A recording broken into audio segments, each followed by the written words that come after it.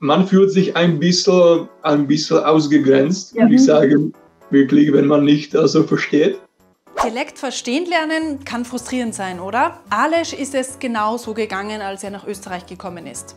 Heute sprechen wir mit ihm darüber, was er gegen diese Frustration gemacht hat und wie er es geschafft hat, Dialekt nicht nur zu verstehen, sondern auch selbst Dialekt zu sprechen. Merino und ich haben im Gespräch mit Aleš im Dialekt gesprochen. Das Video ist also auch für euch eine tolle Übung, Dialekt verstehen zu lernen. Los geht's! Weil ich kann mir vorstellen, dass vielen es so geht, die kommen nach Österreich, können vielleicht eigentlich schon Deutsch und merken, ich verstehe da einfach nichts.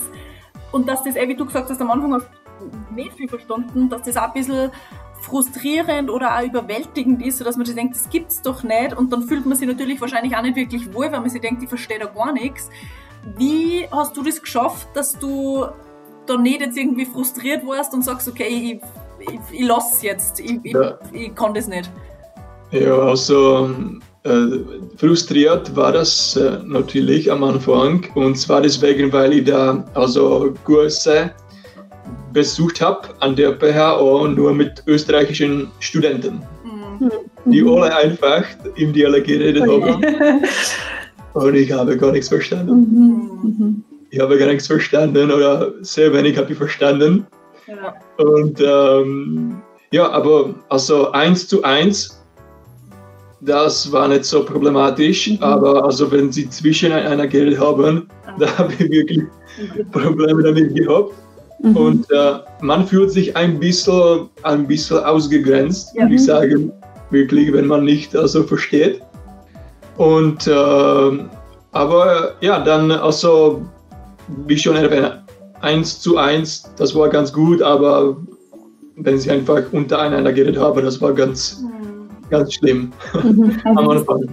Ja. Und du hast dann einfach quasi, du warst jetzt schon da und hast dann einfach weitergemacht und hören und viel reden und irgendwann ist Schritt für Schritt besser gegangen. Ja, genau. Okay, ja. Genau, ich war auch da in dieser Gruppe von Studenten auf WhatsApp. Und was ganz für mich interessant war, ist auch, dass sie aus dem Dialekt geschrieben haben. Ah, okay. Was ich ganz komisch empfunden habe, das war ganz interessant. Ja, spannend. Also du hast es doppelt abbekommen, schriftlich und mündlich nur Dialekt. Was kommt man da, damit vielleicht die Situation nicht so frustrierend ist? Ja, ich glaube, dass man fragen kann, ob sie ein bisschen langsamer sprechen könnten, reden könnten. Also bitte versuch mal ein bisschen langsamer zu reden. Das könnte helfen, glaube ich. Weil das Dialekt ist auch ganz schnell. Ja, ich würde sagen, mir kommt es vor, dass es schneller als Standarddeutsch ist. Und deshalb verwenden es Menschen, glaube ich, weil es einfach effizienter ist. Jetzt hast du schon gesagt, dass man sagt, langsamer sprechen. Hättest du konkret noch andere Tipps oder Empfehlungen, die jetzt Lernende, die jetzt auch genau in der Situation sind, wo du vor vielen Jahren warst, was dir geholfen hat oder was kannst du einer mitgeben, Strategien, Tipps, Empfehlungen, die für die dir geholfen haben? Ihre Videos sind ganz nützlich, zum Beispiel. Ihr seid tatsächlich die einzigen, die ich gefunden habe auf YouTube, die solchen Content machen. Ja. Echt wenig, ja. Also ihre Videos sind zum Beispiel ganz nützlich. Oder sag mal so, ich höre etwas und ich verstehe das nicht, aber ich kann mich daran erinnern, was ich gehört habe. Und dann kann ich das später versuchen zu suchen, was das bedeutet. Zum Beispiel habe ich da immer diese Wörter gehört, ich habe sie irgendwie schreiben können, aber ich habe sie nicht verstanden. Also dann habe ich sie aufgeschrieben und im Internet gesucht, was sie heißen, was sie bedeuten, und dann war es klar. Und ja, das ist eine Strategie vielleicht, die ich empfehlen würde. Zum Beispiel Foi, Was ist voll? Ja. Das stimmt, ja, guter Punkt. Und das verwendet man ja auch voll oft. Ja. Oder man kann, wenn man extrovertiert ist, dann kann man also Menschen auf der Straße ansprechen, was ich aber nicht zum Beispiel machen würde. Ja. Aber also wenn man in Österreich wohnt, dann kommt man in Kontakt mit dem Dialekt natürlich, aus meiner Sicht. Man muss nicht also unbedingt jemanden suchen, weil man da automatisch auf jemanden stößt. Ja. Oder man kann auch Apps verwenden, wie zum Beispiel Tandem oder Tinder auch natürlich. Es ist nicht nur für Beziehungen, aber auch für neue Freundschaften. Ja. Das kann man verwenden. Durch Apps würde ich es auch machen. Zum Beispiel, wenn man nicht so persönlich an die Menschen kommen möchte. Ja, für mich es war ganz einfach, weil ich da studiert habe und es gab viele Studierende natürlich. Es gab auch diese Veranstaltungen, neben dem Studium, diese Partys und so weiter. Und deshalb war es ganz einfach, da kommt man ins Reden. Mit den Leuten zu kommen. Ja, genau. Was hast du da so über Österreich oder die ÖsterreicherInnen gelernt? Also gibt es irgendwas, was du jetzt denkst, ja, das kann ein Wort sein, also kann schon sprachlich sein, aber was du denkst, okay, das ist jetzt für mich jetzt typisch Österreich? Ja, zunächst möchte ich sagen, dass man in Tschechei wirklich viele Vorurteile hat, was Österreicher angeht. Aber auch was die Leute angeht. Ja, ich bin da. Zum Beispiel? Zum Beispiel, ihr seid sehr pünktlich. Aha. Und sie verhalten sich nicht spontan. Ist das was ich nicht bestätigen kann. Die Spontanität zum Beispiel ist nicht so groß, sagt man in Tschechei. Ja. Oder Pünktlichkeit. Das ist, wie man es in Tschechei sagt. Ja. Ja, aber aus meiner persönlichen Erfahrung, ihr seid wirklich gleich oder ähnlich wie uns.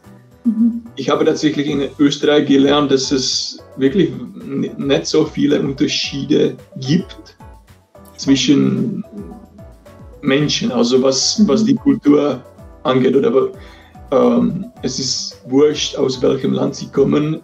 Menschen sind unterschiedlich auch, innerhalb des Landes habe ich da Österreicher gekannt, die pünktlich gewesen sind, die anderen, die nicht so pünktlich waren. Es war ganz unterschiedlich. Für mich eine große Überraschung war zum Beispiel, dass man sehr viel mit dem Bargeld zahlt. Und dass es gar nicht möglich ist, ohne Bargeld zu bezahlen. Auch in Linz, im Stadtzentrum und in vielen Kaffeehäusern, weil in Tschechei verwendet jeder die Karten. Die Menschen, die bevorzugen sogar Karten über Barzahlung. Das habe ich ganz interessant empfunden. Guter Punkt, ja. Und auch wie Österreich auf einer Seite progressiv und auch konservativ ist, wie sich diese zwei, wie sollte ich es sagen, das Alte trifft das Neue. Das bezieht sich auf die Architektur zum Beispiel, aber auch auf zum Beispiel die Nachhaltigkeit. Das ist ganz progressiv, würde ich sagen. Das hat man in Tschechei nicht. Und auf der anderen Seite gibt es viele Menschen, die in die Kirche gehen, die ganz konservativ denken, glaube ich. Das Stößen zwischen diesen zwei, ja genau. So zwei Gegensätze treffen voneinander. Was mich nur interessiert hätte, wäre jetzt wirklich konkret für den Dialekt. Hast du so Lieblingsdialektwörter und kannst du auch noch an dein erstes, du hast jetzt schon voll und nicht erwähnt, aber kannst du nur an das erste Dialektwort erinnern?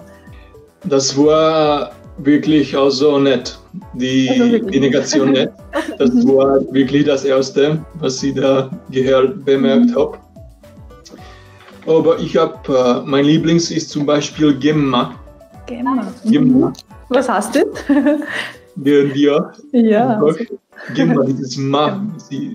Ja, das hat mir die Lehrerin gesagt, die hat gesagt, alles Gemma. Und sie hat, es ging los einfach und ich, okay. Gemma. Oder ich weiß nicht.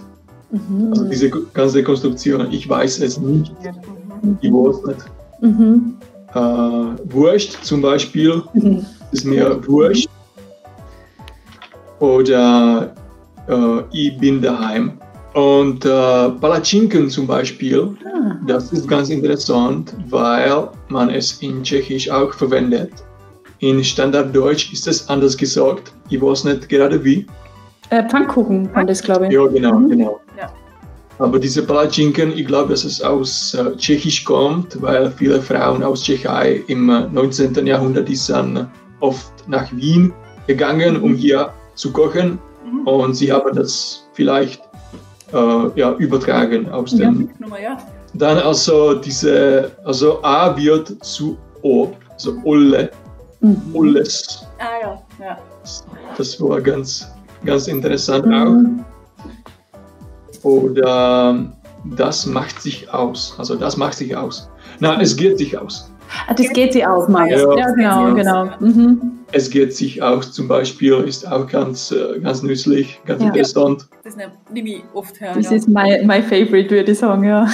Ja, oder auch, also was die Grammatik angeht, dass man also ganz häufig Perfektum verwendet, anstatt Präteritum. Ja, stimmt, ja. Anstatt ich hatte, ich habe gehabt. Ja. Ich bin da gewesen, glaube ich. Anstatt ich war da. Und das war auch das habe ich auch bemerkt. Aber sagt ihr, ich hatte zum Beispiel, ich hatte ein Problem. Hab ich gehabt. Mir ist aufgefallen, dass ich das teilweise jetzt beim Schreiben, also wenn es so WhatsApp oder so, dass ich das mache, weil es einfach kürzer ist. Also da ist wieder Sprachökonomie, weil ich mir denke, da muss ich nicht hab gemacht oder gemacht, dann tue ich hatte schreiben, weil es einfach schneller geht, weil es kürzer ist. Aber sonst eigentlich nicht. Beim Sprechen nicht normalerweise, ne? Sehr laut. Das ist auch, was ich bemerkt habe, dass man in Österreich gar nicht also sehr verwendet. Sagen wir gar nicht, ne? Ich habe gesehen, sagt man. Ja, bei uns ist stimmlos. Und vielleicht nur eine letzte Frage. Verstehst du andere Dialekte in Österreich? Wie geht es dir da mit anderen Dialekten? Du warst ja hauptsächlich in Oberösterreich. Ja, habe ich, weil es gab eine Studentin aus Südtirol. Und dann hat sie ein bisschen im Dialekt geredet und das war ganz schwierig, muss ich sagen. Also ich kann nicht jeden Dialekt verstehen. Und zum Beispiel, was die Schweiz angeht, das habe ich schon gehört, aber das ist für mich ganz schwierig, muss ich sagen. Ich glaube, dass ich also Wien und Oberösterreich dazwischen unterscheiden kann. Schweiz ist ganz typisch, würde ich sagen, das kann ich auch unterscheiden. Deutschland natürlich auch, das ist ganz einfach. Also was die ganzen Länder angeht, da ist es natürlich ganz einfach. Aber auch zwischen den Dialekten, also in Österreich, da geht es auch ein bisschen. Also in Oberösterreich, es wird Mittelbayerisch genannt, glaube ich, dieser Dialekt.